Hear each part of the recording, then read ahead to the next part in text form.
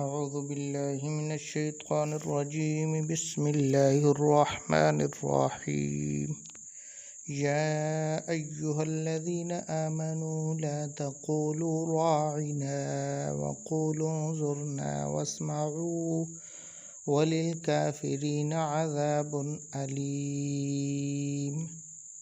اے ایمان والو، نبی پاک صلی اللہ علیہ وسلم کو اپنی طرف متوجہ کرنے کے لیے راعنا کی بجائے انظرنا کہا کرو اور ان کی بات کو غور سے سنا کرو، البتہ کافروں کے لیے دردناک عذاب ہے۔ اس آیت میں اللہ تعالیٰ ایمان والوں کو فرما رہا ہے کہ نبی پاک صلی اللہ علیہ وسلم کو جب بھی بلانا مقصود ہو تو راعنا کی بجائے انظرنا کہا کریں کہ ہماری طرف نظر رحمت فرمائیے۔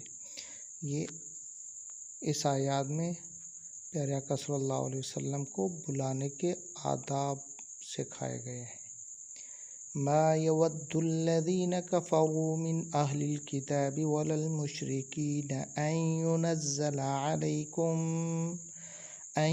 ينزل علیکم من خیر من ربکم۔ حقیقت یہ ہے کہ کافر خواہ اہل کتاب میں سے ہوں یا مشرکوں میں سے کبھی نہیں چاہتے کہ تم مسلمانوں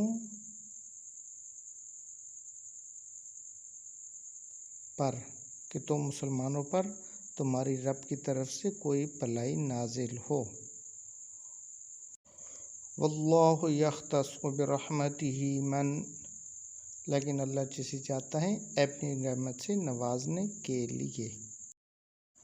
من یشاء واللہ ذو الفضل العظیم، چن لیتا ہے اللہ بڑے فضل والا ہے۔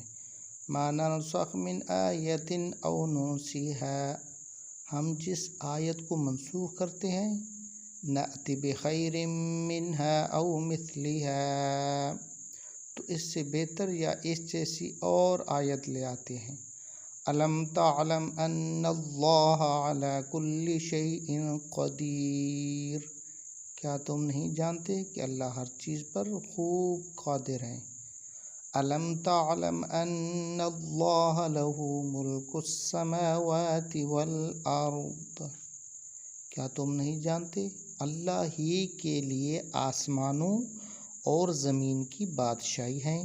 وَمَا لَكُم مِّن دُونِ اللَّهِ مِن وَلِيٍّ وَلَا نَصِيرٍ، اور تمہارے لیے اللہ کے سوا نہ کوئی حمایتی ہے اور نہ کوئی مددگار۔ ام تريدون ان تسألوا رسولكم كما سئل موسى من قبل، مسلمانوں کیا تم چاہتے ہو کہ اپنے رسول صلی اللہ علیہ وآلہ وسلم سے اسی طرح کے الٹے سیدھے سوالات کرو جس طرح اس سے پہلے موسیٰ علیہ السلام سے کیے گئے۔ وَمَن يَتَبَدَّلِ الْكُفْرَ بِالْإِيمَانِ فَقَدْ ضَلَّ سَوَاءَ السَّبِيلِ،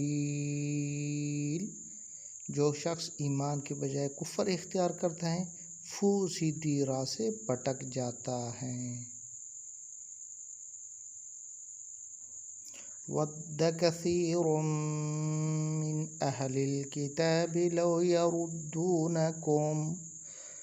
يَرُدُّونَكُم مِّن بَعْدِ إِيمَانِكُمْ كُفَّارًا، اے مسلمانوں، حق بات واضح ہونے کے باوجود بہت سے اہل کتاب محض حسد کی وجہ سے یہ چاہتے ہیں، حسدا من عند انفسهم من بعد ما تبین لهم الحق،